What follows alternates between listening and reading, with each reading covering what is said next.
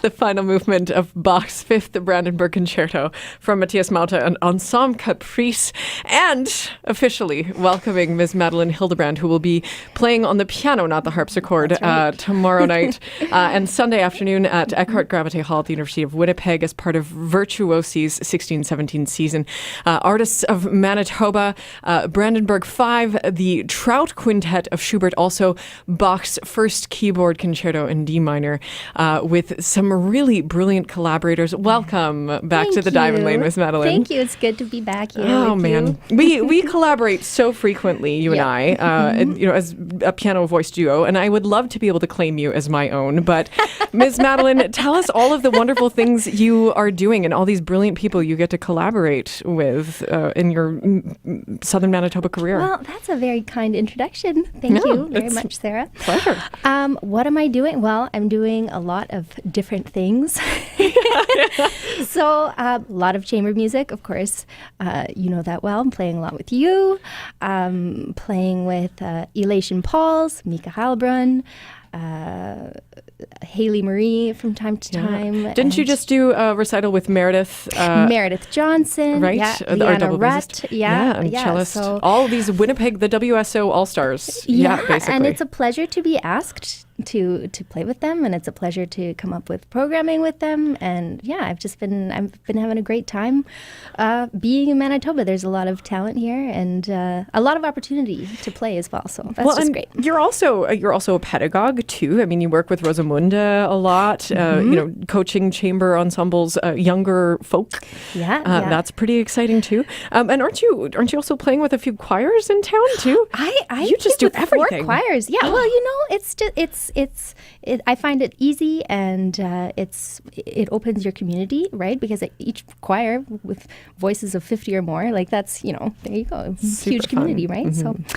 So yeah, choirs, teaching, chamber music. It's been a great few years, and just, can't wait to see what next season brings too. So. Well, and you're also a gifted soloist as well. I mean, you've played with the WSO and a number of other ensembles. Weren't you just played with Thunder Bay a few seasons ago? Yes, yeah. That was super exciting. So tell us a little bit about, the difference between even tomorrow night's program between, say, the Brandenburg and the first keyboard concerto of Bach. Like, what is the difference in the role of the keyboardist, and what do you find most different between those two works? Well, with the Brandenburg, I am not the only soloist. There are 2 others. So the Brandenburg 5 is written for harpsichord. I'll, of course, be playing it on piano. And solo violin and flute.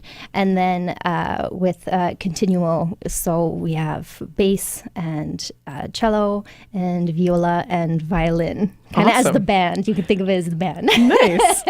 So with the Brandenburg, it's not just all me, of course. Haley Marie on flute and Gwen Hobig on violin. They have prominent lines too. And also, fun fact, Bach wrote the Brandenburg to show off his brand new harpsichord. Awesome.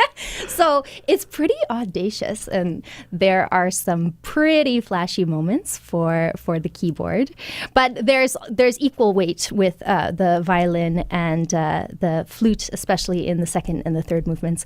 The first movement is so fun for me because there's a 5-minute cadenza, which is just huge. That's ridiculous.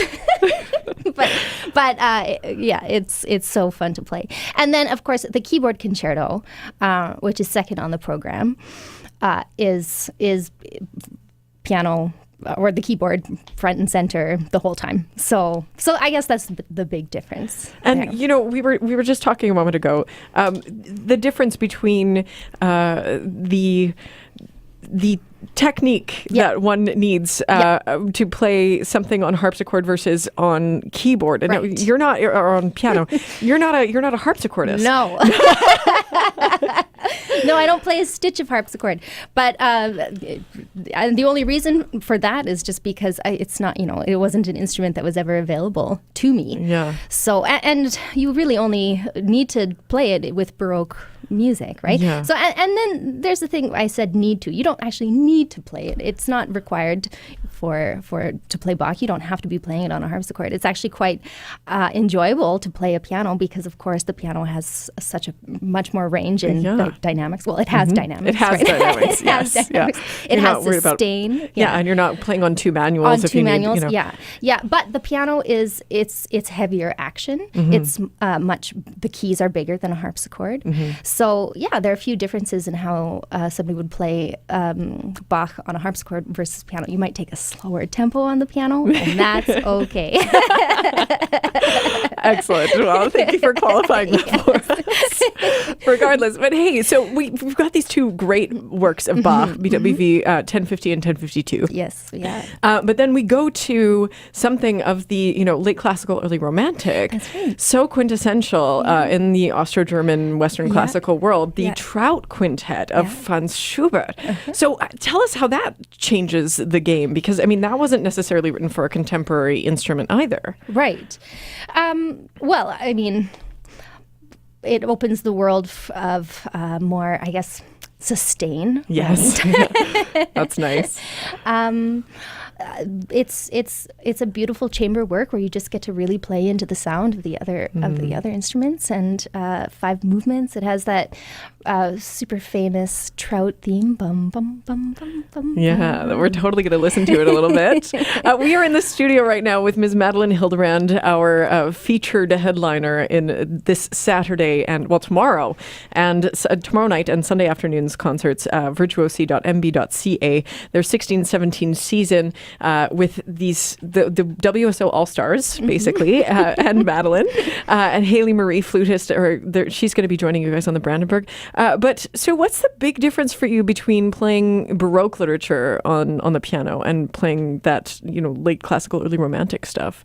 Other than just playing into the sound, in terms of ensemble, what is it like? Let's see. Speaking from a technical standpoint, the articulation is basically your world in Baroque music. Like I said before, you don't have sustain. You don't have really the opportunity to take loads of time and be musical in your rubato, right? So one of your most important expression tools is articulation. So the difference between slurs and staccatos and tenutos, and it's been fun, and it's been also educational for me to explore all the different sounds that you can get, without doing the easy routes, like what I said, just loads of rubato or pedal. Yeah. Well, I think this contrast of aesthetic is going to be a treat for our audiences. And Brandenburg 5 is so perfectly light and lovely and sparkly. Right. The keyboard concerto was fantastic. And then you get that early romantic element from the Schubert. Yeah. It's going to be a really fantastic evening. And it's energetic Bach, right? Yeah. This is the music of Bach that just kind of fresh chugs and fruity along in a really enjoyable kind of manner. The Baroque is all about the dance, right? It is. That's... And each movement has its really wonderful dance moments. Yeah. And then you get that little bit of emotionalness of Schubert, perfect little icing on the cake. Yeah, it's a great program. Awesome. Well, Ms. Madeline, I'm definitely looking forward to the program. For more information, once again, virtuosi.mb.ca, or of course you can call their box office 204-786-9000. Ms. Madeline, we are going to play you out on a little bit of that Schubert quintet and the theme and variations, because, as an art song singer and a lover of Schubert, this little bit of troutiness of the song, of course, originally about this trout who is swimming through, and this fisherman who muddies the water so he can't evade the hook, and catches him in cold blood. And you'll hear this babbling of brooklets. And that's right. And in the last 2 minutes of the piece, listen for the babbling brook in the piano and the violin being that sweet little jumping trout. Right? Awesome. Perfect. Maddie, thank you so much for coming back to the Diamond Lane. It's always a pleasure to have you. Thanks for having me. Well, we'll look forward to tomorrow night and Sunday afternoon. For more info, once again, virtuosi.mb.ca or go to classic107.com.